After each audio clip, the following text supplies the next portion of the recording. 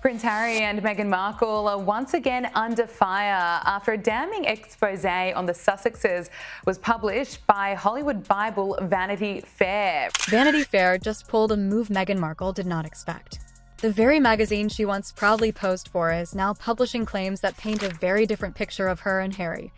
Vanity Fair has turned on them, Piers. Vanity Fair with a hit piece on her in particular, writing all about how she's a diva, which some of us have known and have been talking about, and how people can't handle working for her. Several others described taking extended breaks from work to escape scrutiny, meaning from her, exiting their job or undergoing long-term therapy after working with Meghan. But now it reveals that actually she in particular is a nasty little bully who sends staff into therapy. Think about that for a moment. Vanity Fair's piece doesn't just lightly criticize Meghan. It goes right for her working style. Sources tied to her Archetypes podcast say she wasn't just demanding. She was allegedly exhausting to deal with. One colleague connected to the show reportedly burned out after just 3 episodes, took a leave, and then quit the podcast company completely. Others are said to have taken long breaks or even gone into extended therapy, not over the workload itself, but over the stress and scrutiny they say came with Meghan hovering over everything. The source who worked in media projects says Meghan's own relationships with employees tended to follow a similar pattern. She would be warm and effusive at the beginning, engendering an atmosphere of professional camaraderie. When something went poorly, often due to Meghan and Harry's own demands, such as a teaser for Archetypes being released 5 months before the show premiered and before there was any tape to promote, Meghan would become cold and withholding towards the person she perceived to be responsible. The story that emerges is of someone who, according to these insiders, is never at fault. If a project goes wrong, it's the team. If someone pushes back, they're negative or not aligned.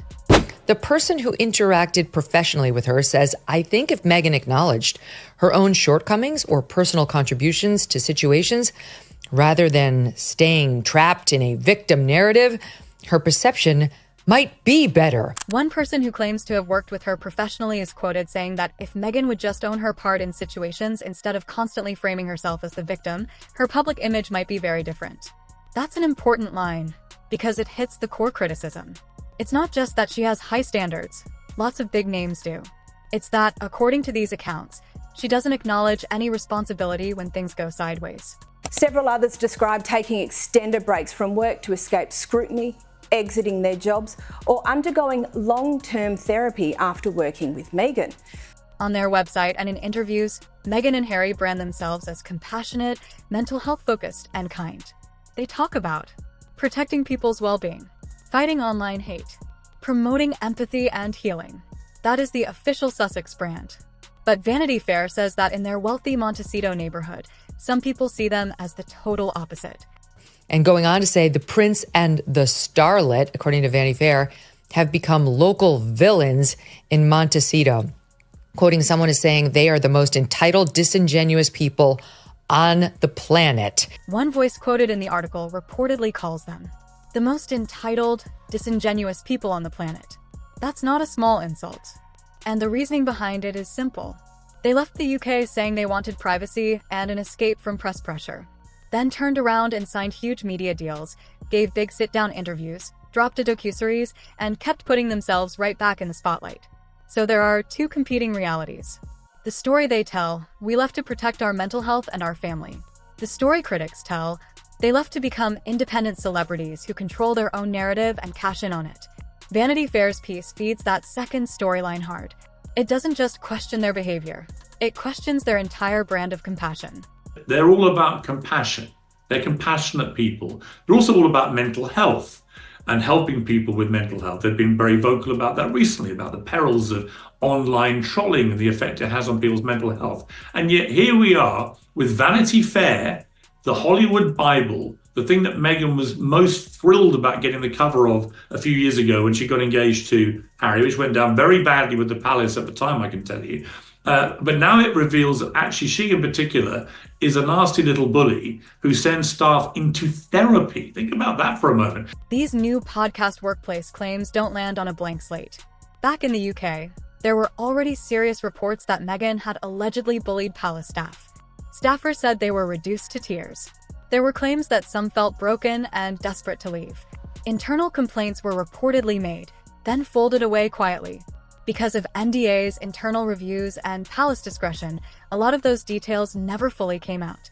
This also follows all the stories about her bullying staff over here in the UK, which is unresolved. NDAs stopped all that stuff coming out, but she bullied people in a very unpleasant way over here. The story faded, but the label bully never completely disappeared in the public conversation. Now, with Vanity Fair quoting people who say working around her podcast left them drained, burnt out, or needing time away, critics are stitching the two eras together. To them, this is not new Meghan. It's the same Meghan, just relocated from palace offices to production meetings.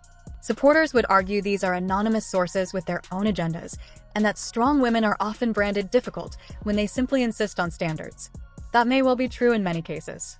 But fair or not, perception is king. And these overlapping stories are cementing a specific image of Meghan as someone who talks about kindness publicly while reportedly being very different behind the scenes. Another big theme that commentators pull from this coverage. Harry and Meghan's biggest paydays haven't come from charity, but from royal storylines. Think about what's brought in the big money. The explosive Oprah interview. The glossy Netflix docuseries. Harry's memoir Spare spilling intimate details. Multiple interviews and specials centered on royal drama. All of it revolves around private family conversations, behind-the-scenes conflicts, deep emotional wounds. Critics say this is not just sharing their truth, it's turning royal pain into a content business model. And here's the trap. When they try to move away from royal drama, Meghan's broader podcast topics, Harry's polo content, the interest seems to drop off. The audience appears to care most when they're back to talking about the crown, the family, and the scandals. So when Harry launches legal battles against UK newspapers for intrusion and violation of privacy, a lot of people roll their eyes. They ask, how can you accuse the press of invading royal privacy when you've personally given away the deepest family details to Oprah, Netflix, and your publisher? From that perspective, Harry isn't just a victim of intrusion. He's the one who opened the door, pointed the cameras inside, and sent the invoice. The Vanity Fair piece doesn't just go after Meghan's work style. It also pulls back the curtain on Harry's own ideas, and one in particular has people shaking their heads. According to the article, when Harry was pitching concepts for his podcast, he allegedly suggested a series where he would sit down with world-famous sociopaths, not regular controversial guests. We're talking names like Vladimir Putin, Mark Zuckerberg, and other ultra-powerful, highly protected figures. The reported premise was this: everybody has childhood damage. Harry has spoken many times about his trauma, losing his mother, growing up in the royal bubble, the pressure, the scrutiny. According to the pitch, he wanted to explore how their trauma supposedly turned them into sociopaths, while his trauma turned him into the good guy who rose above it. On paper, it sounds dramatic, cinematic, almost like a dark Netflix drama. But in the real world, it sounds completely detached from how power and media actually work. First, imagine the logistics. These are some of the most guarded, image-conscious people on the planet. They have teams of lawyers, PR advisors, security, and governments behind them. The idea that they would stroll into Harry's studio, slap on a pair of headphones, and casually talk through the moment they allegedly became sociopaths is, as Vanity Fair politely puts it, a booking challenge. In normal language, this podcast is never getting off the ground. Then there's the tone. If true, the concept puts Harry in the role of moral referee. I had trauma and turned out noble. You had trauma and turned into a monster. Let's discuss. That's not a conversation, that's a diagnosis. And he's not a doctor, a psychologist, or a criminal profiler. He's a prince with a mic and a production deal. Critics say this idea exposes something important about his mindset. He sees himself as the wounded hero. He casts other people as broken villains. And he genuinely seems to think they'll sit down and validate that narrative for him. Even if the idea was just spitballing in a meeting, the fact it was reportedly taken seriously enough to be pitched says a lot about the bubble around him. It's a world where no one in the room says the obvious. Harry, these people are not coming on your podcast to be labeled sociopaths. So instead of sounding deep or insightful, the whole thing comes across as tone-deaf and incredibly self-centered, and that's exactly why it hit so hard in an article already questioning his judgment. If there's one criticism that has followed Meghan and Harry like a shadow, it's this. They talk like activists, but live like A-list celebrities. Both of them have spoken publicly about the urgency of climate change, the danger of rising emissions, the need for everyone to be more responsible with energy, travel, and consumption. Harry has appeared in documentaries and interviews warning about the impact of human behavior on the planet. He's encouraged ordinary people to think about their carbon footprint, their choices, their flights. And yet, again and again, reports have surfaced of the couple flying on private jets, not commercial flights, not economy, not even first class, but private planes owned by their wealthy friends. In the public's eyes, private jets are basically the final boss of hypocrisy. They're one of the dirtiest ways to travel in terms of emissions per person. So when you're preaching climate accountability and then climbing into a luxury jet for a short trip, it's like standing on a stage saying do better while holding a lit match over a barrel of gasoline. Their defenders will say, they need security. They're high profile, commercial travel is risky. Lots of celebrities do this. And that may all be true. But they're the celebrities who chose to stand on a global stage and lecture everyone else about the environment. That's what makes the disconnect so harsh. Then there's the money optics. One of the most memorable examples critics point to is Meghan's reported $500,000 baby shower in New York. Private jets, luxury hotel, celebrity guests, the works. On the very same day, their social media presence reportedly posted about poverty and financial struggles in the UK. So side by side you have a six-figure celebration in one of the most expensive cities in the world. A message about people who can't afford basic necessities.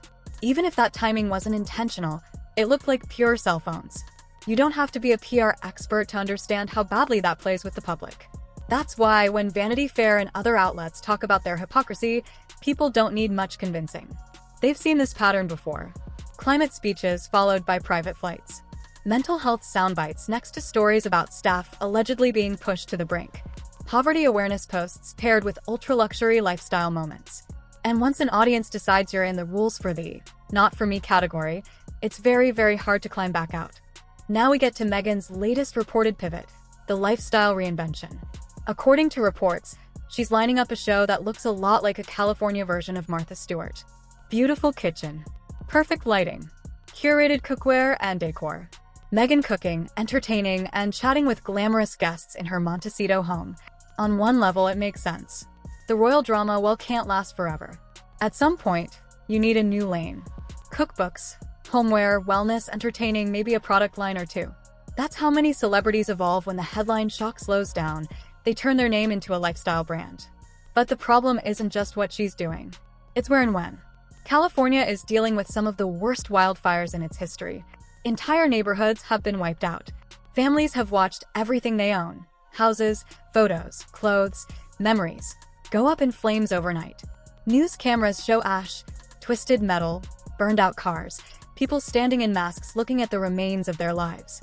Now cut to Meghan, walking viewers through her tastefully decorated, multi-million-dollar home, plating simple dishes that actually involve expensive ingredients, laughing with other rich, well-known friends, all while using the title Duchess, gifted by the very institution she's criticized as cold, rigid, and harmful. You don't need to be a royal watcher to see why this looks bad. The contrast is so sharp it almost feels scripted. A fake princess, as some rude critics call her, lighting candles in a marble kitchen. In the same state where thousands of people are literally sitting in evacuation centers or sifting through rubble. Of course, she didn't create the wildfires. She didn't ask for the timing. She has a right to work and build a career. But PR is about optics, not just intentions. And the optics here are brutal. A woman who talks about compassion and mental health, filming a glossy, escapist cooking show in a mansion while the state around her is on fire. On top of that, she's not just any host. She's still trading on the royal connection. The Duchess title. The royal backstory. The fairy tale narrative that launched her into this level of fame in the first place. So critics argue that she's trying to cash in twice. First by exposing the royal family's internal issues. And now by turning the Duchess image into a lifestyle brand, even as she insists she wanted out of that world. From a brand perspective, this show could be a massive win if people buy into it. But from a public perception angle, it risks becoming a symbol of exactly what her harshest critics say she is. Out of touch, insulated, and more interested in building a glossy empire than actually connecting with the pain and reality outside her front gate. And that's why, if this series goes ahead as described, you can expect headlines mocking the timing, side-by-side clips of her cooking and wildfire footage, renewed debates about whether she understands how she looks to the average viewer. Because once the public starts seeing your life as a performance, every new project, doesn't just get judged on its own. It gets judged as another episode in a very long, very messy reality show you may not even realize you're starring in.